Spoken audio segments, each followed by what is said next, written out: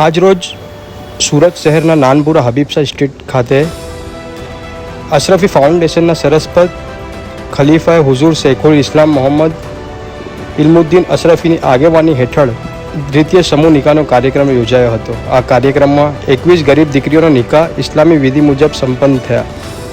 દીકરીઓને ભેટ સ્વરૂપે સંસ્થા તરફથી ઘર વપરાશની 74 જેટલી ચીજ વસ્તુઓ આપવામાં આવી હતી। આ કાર્યક્રમમાં મુખ્ય અતિથિ તરીકે સૈયદ મોહમ્મદ નૂરાની અશરફ ખાસ ઉપસ્થિત રહ્યા હતા। આ કાર્યક્રમમાં રાજ્યના જુદા જુદા શહેરોના ધર્મગુરુઓ તેમજ અગ્રણીઓ યુગલોને આશીર્વાદ આપ્યા ઉપસ્થિત રહ્યા હતા। કાર્યક્રમોનું સંચાલન ખલીફાએ હુઝુર શૈખુલ ઇસ્લામના મોહમ્મદ ઇલ્મુદ્દીન અશરફી અને તેમની ટીમ દ્વારા કરવામાં આવ્યું હતું।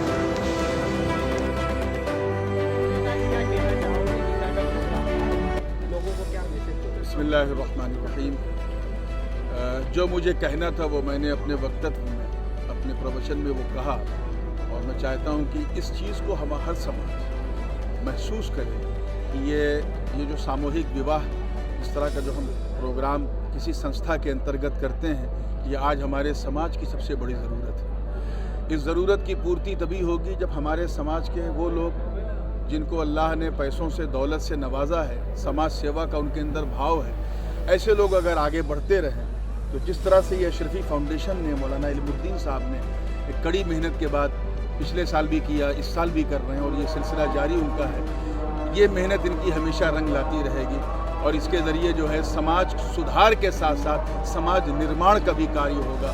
और हमारे समाज में जो गरीब महिलाएं हैं जिनका रिश्ता सिर्फ गुर्बत की वजह से नहीं आ पाता, मुझे आज ये देखकर बहुत ही हर्ष और बहुत ही खुशी और बहुत ही उत्साह का भाव मैं अपने मन में महसूस कर रहा हूँ कि अशरफी फाउंडेशन के तत्वाधान में चलने वाली ये मुहिम जो समूह लगन की है, ये उसका दूसरा साल है।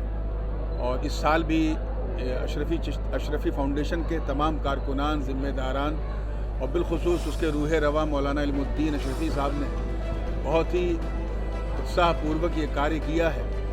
और ये काम असल में सिर्फ मुस्लिम समाज नहीं बल्कि हमारे देश में बसने वाले हर समाज की बहुत बड़ी ज़रूरत है। अगर हम इस ओर अपने विचार को रखें तो हम अपने बीच रहने वाली गरीब महिलाओं के घर को बसाने में एक बहुत बड़ा संगे मील का काम कर सकते हैं। इस प्रकार के कार्यक्रम के ज़रिए जहाँ एक मोहब्बत का माहौल डेवलप होता है, वहीं एक दूसरे के लिए सेवा का भाव भी पैदा होता है, जो हर तरह की नस्ल, भेदभाव, क्रीट और समाज की रीति रिवाजों से हट के सिर्फ हमारी ज़रूरतों की पूर्ति के लिए ये कार्य किया जाता है।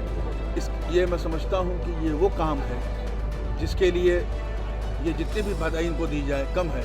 हर तरह की बधाई के ये पात्र। मैं इससे पहले जो कार्यक्रम हुआ था प्रथम बार उसमें भी हाजिर हुआ था, इस बार भी आया और ये उम्मीद रखता हूँ कि अशरफी फाउंडेशन के तत्वाधान में चलने वाला ये कार्यक्रम, ये समूह लगन, जिसके में तमाम समाज की दबी हुई, कुचली हुई हमारी बेटियां, हमारे भाई जो भी गरीब हैं, यतीम हैं, असीर हैं, उनके लिए जीवन को सुख के भाव के साथ जीने का एक अच्छा अवसर प्रदान होता है। और अगर इस चीज़ को और दूसरी संस्थाओं ने भी अपना लिया तो ये मैं समझूंगा कि उसका सेहरा जो है वो सबसे पहले अशरफी फाउंडेशन को पहुँचेगा। मैं तहे दिल से बधाई देता हूँ, मुबारकबाद पेश करता हूँ और दुआ करता हूँ इस फाउंडेशन के तमाम कारकुनान, तमाम इंटेलेक्चुअल्स, तमाम वेल विशर्स और जो इसमें दामे दिरमे कदमे सुखने हिस्सा लेते हैं, सबको मैं बधाई और मुबारकबाद देता हूँ। और ये दुआ करता हूँ कि अल्लाह पाक उनके इस कार्य खैर को कबूल फरमाए और उनके ज़रिए समाज में इस जो ये पहल है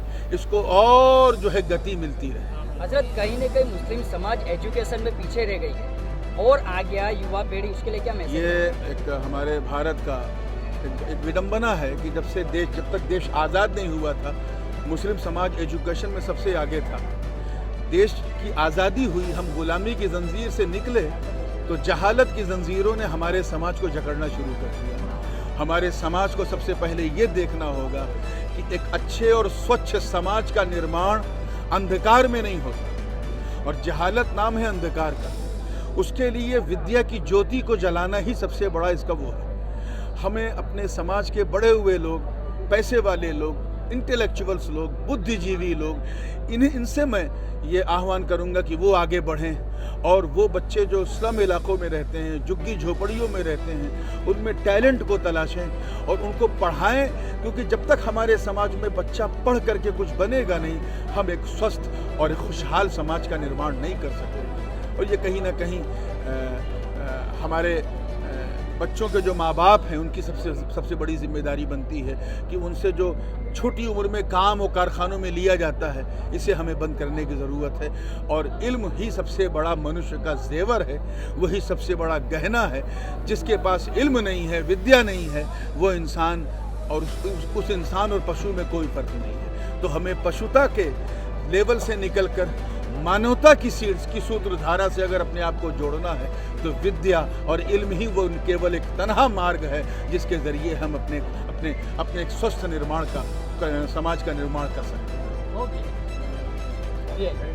बिस्मिल्लाहिर्रहमानिर्रहीम।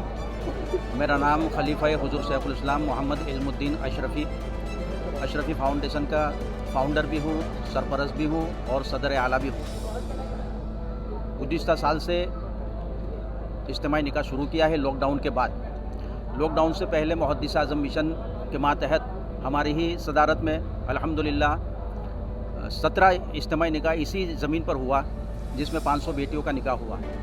और लॉकडाउन के बाद अशरफ़ी फाउंडेशन के नाम से ये फिर संस्था शुरू हुई और गुज़िश्ता साल 12 बेटियों का इज्तिमाई निकाह किया था।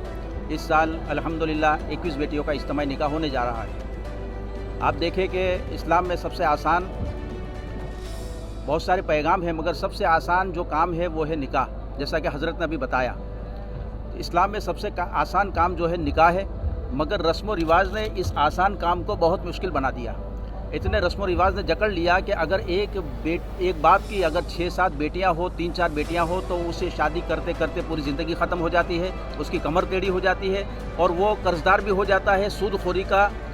सूदखोरी भी उसे अगल बगल में जकड़ लेती है।